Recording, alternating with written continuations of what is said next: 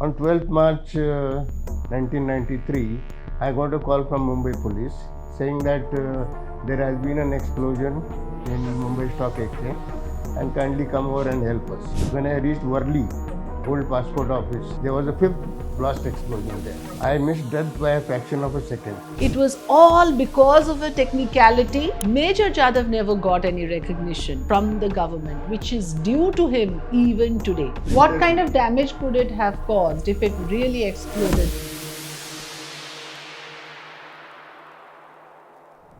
This is the story of Major Vasant Jadhav. 33 years ago, on 14th March 1993, in Dadar, a 12 kg live RDX explosive that was kept in a scooter. It was a time bomb that was spotted in a thickly populated residential commercial area. The RDX scooter time bomb was part of the 12 serial bomb blasts that was executed by anti-national elements in the Mumbai city, as we would all recall the 1993 serial blast. This particular bomb was defused just in time. And remember, 12th March 1993 was the day that took away 257 innocent citizens, lives of innocent citizens, and injured around 1,400. At that time of the incident on 14th March 1993, Major Vasant Jadhav, retired, was Government of India employee under the Bureau of Civil Aviation Security, or BCAS, which is under Ministry of Civil Aviation. In fact, Major Jadhav earlier served in the army. He was moved to BCAS because of his expertise in bomb defusal. There were very few people at that time who had this expertise. Now, what happened thereon? Why is Major Jadhav today fighting a lone battle spanning over 30 years? It's a very intricate story, one that I would like my audience to hear straight from Major Vasant Jadhav. Sure. Very warm welcome to Free Press Journal. Thank you so much for joining us. I want you to give us the sequence of events. Yeah.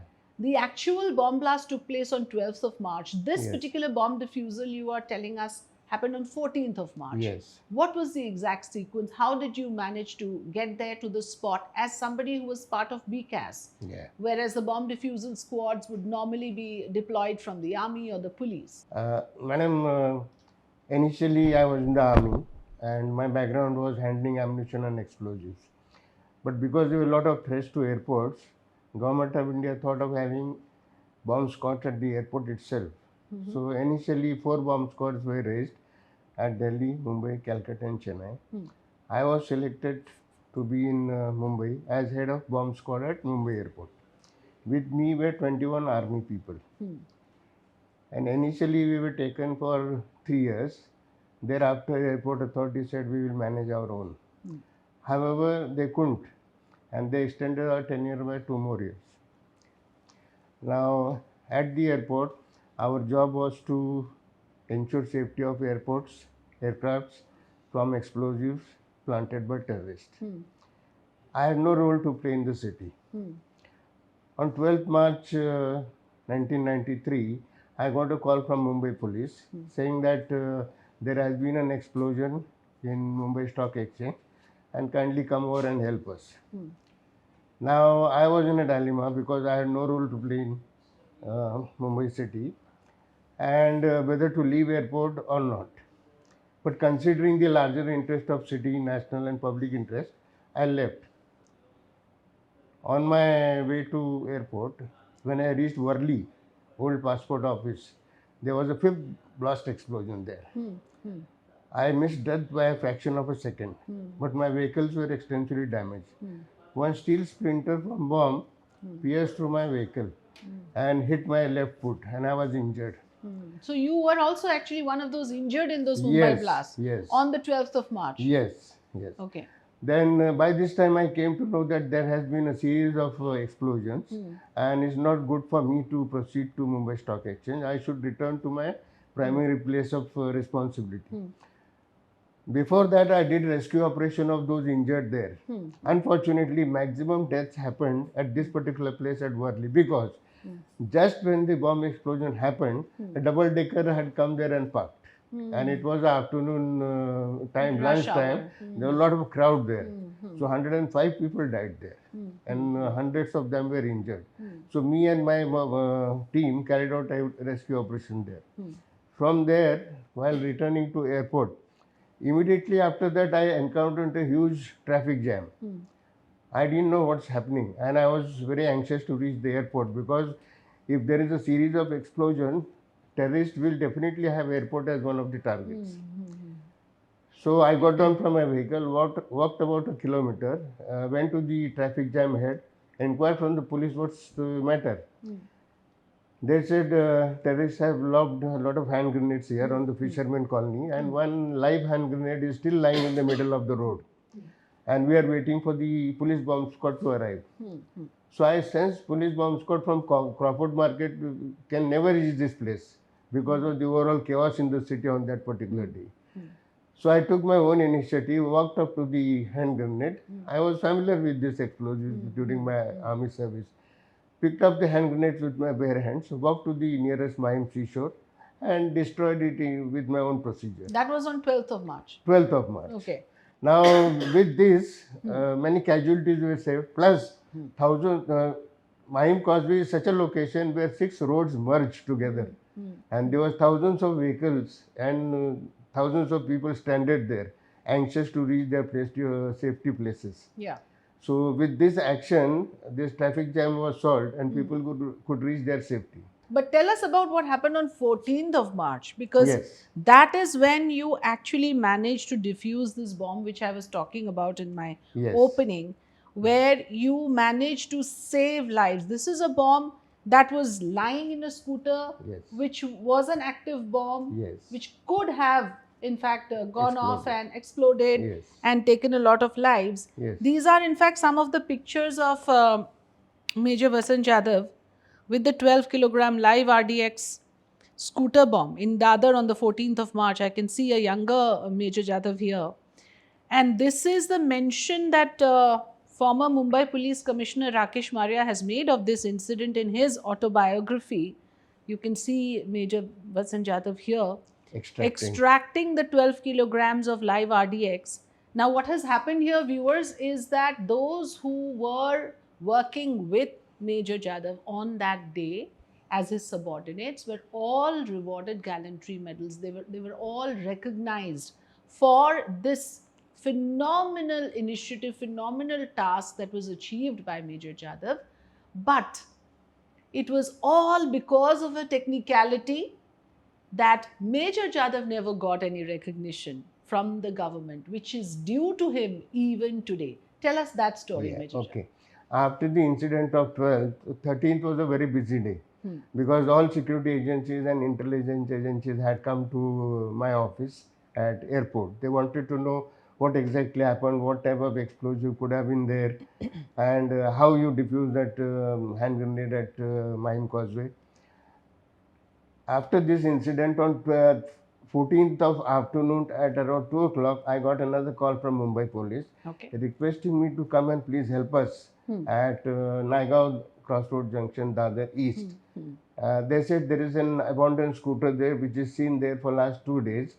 By now there was a lot of publicity on TVs for public to identify if there is anything unattended. So Dr. Mandot, in whose clinic this scooter was there, he reported to Matunga police. Matunga police called me there. Again, now after 12th March, airport was on red alert. I had strict instruction not to leave the airport. And now there were lots of calls for me from Mumbai police bomb squad. Please come and help us. We are unable to do anything. Because you knew that this could go off and explode and take your life as well. But yet you went that far. For me, there was no option because I was called there as an expert. So there was no option for me. Then it took me about an hour and a half to evacuate that area. I told police very clearly, I will not start my operation unless I am satisfied with the evacuation. Because this bomb appeared to be an unexploded bomb. Means it was planted for 12th but didn't go off, which in technical terms is a blind bomb. That means some of the safeties have gone and some safeties have left, did not function, because of which the bomb did not explode at that time. So such a bomb is more dangerous than a live bomb. Now the biggest challenge was what is the type of timer in it and why it has not gone at that particular time.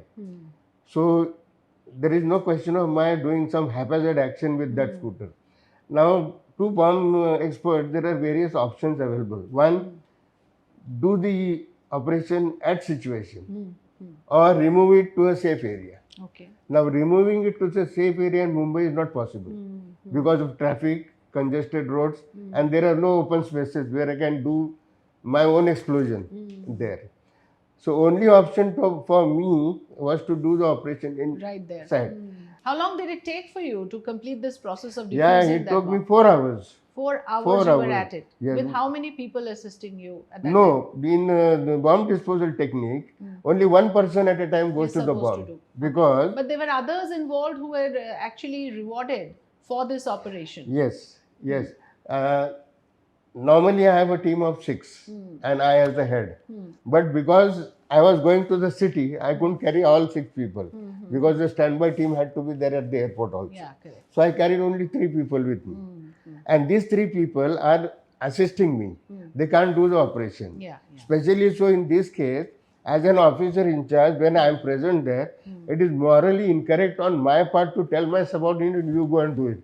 Especially knowing that there is a risk to their lives. And especially in the army, because army leads from the front. So that tradition of the army was there. So I didn't want to leave it to my subordinates. Right.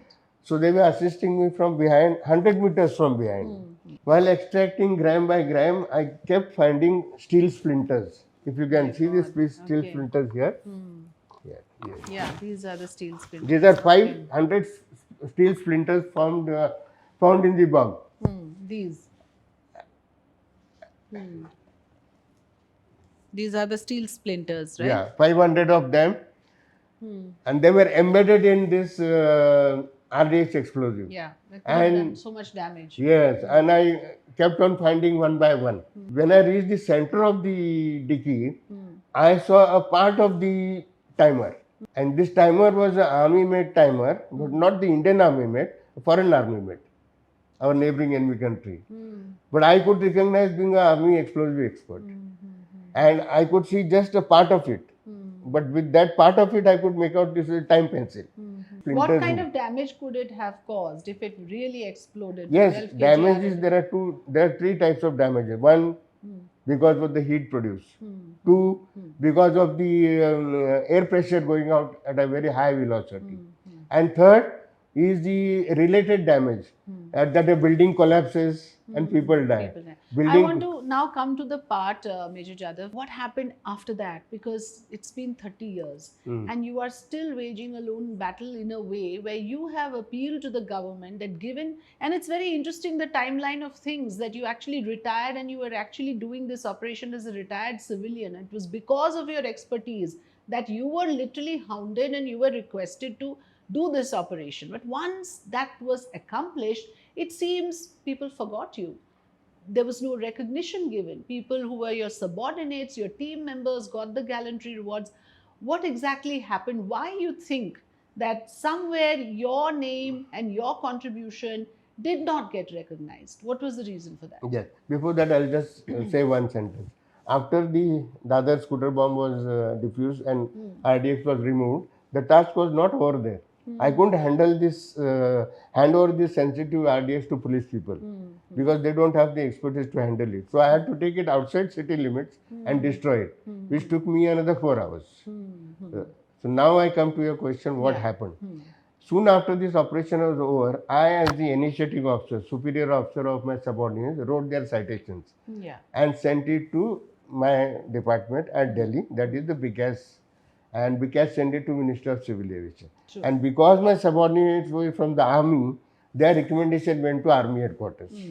And army is Prompt with this. And the very first Republic Day, all 3 subordinates got awards, including Sena Medal for Gallantry from President of India. Now, unfortunately or fortunately, I had retired from the army just 30 days before this operation. And I had become a civilian. but working in the same department with same responsibilities. So my recommendation after 8 months of time went to Minister of Home Affairs being a civilian. Now in that format, it is written who were there, what they got. So it was mentioned there that these people were there and they got Sena medal and other thing. So it is my presumption that these people thought that people have already been awarded for this act. So who is this person? Has he really contributed? And they got confused and straight away refused the award. Now this The 15, first refusal was in which year? it was in 94. 94. Yeah, And since then, subsequent governments, you have again appealed with all the I know there is a fault on my part also. At that time, I was a little nationalist. I said, okay, if I don't get award, it's okay. What happened? So I didn't left it there. Karke. But it was subsequently I realized it is my right. Why not this thing? And that I started progressing it. So there is a 15-page format, but Ministry of Home Affairs just bundled it out in 3 lines. Considered and not approved. They didn't give any reason. Each and This was every 94. 94. Each and every gallantry award has a Government of India notification giving terms and conditions, how to award, whom to award. And if they have not awarded, they should have given me some reason. They didn't give. They said considered and not approved. Unfortunately, my own department, Bureau of Civil Security, Ministry of Civil Aviation, when the file came down, they shut it closed and passed it to BCS. BCS closed it permanently. They didn't question MHA. Why? What are the grounds for not giving So it? when this did thing? you think of taking this up again after 94? Just about 5 years back. The case presently rests with the Ministry of Home Affairs. After giving 8 alibis that you are not entitled for award, you cannot recommend award for yourself, individual recommendations are not accepted, and like this, they wrote 7 letters to me. None of the letter carries the government authority, which says that I should not be given. The basic problem in my order is Ministry of Home Affairs says that my recommendation should come from Government of Maharashtra.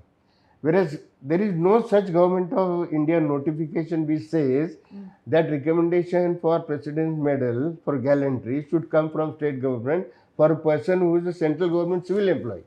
There is no such huge order. anomaly there. And Maharashtra government has not once but 3 times told center that we have no jurisdiction in Yet recommend. the center has not reopened the case nor have given a Yeah, response to that. yes. That's a very important Shockingly, point. Honorable President Secretariat has told Minister of Home Affairs that what government of Maharashtra is saying that they don't have jurisdiction is correct. Please redress his grievance, but they're not doing it. Minister of Home Affairs. Okay. 5 years back. So we really hope that the government in power is listening to this, because I heard the entire story. As a journalist, I have not heard stories like this where somebody who you heard the entire account from Major Jadhav painstakingly took this entire initiative, undertook this operation, and meticulously managed to defuse a bomb that could have taken lives. That happened 33 years ago. And subsequently, a file that was closed in 94 was never reopened. And his story was never heard. Here at Free Press Journal, we want to retell this story. We want our audience to hear. We want the powers that are now, of course, active and who can do something about this should give this case a hearing. And Major Jadhav should be given the recognition he deserves. Thanks for watching.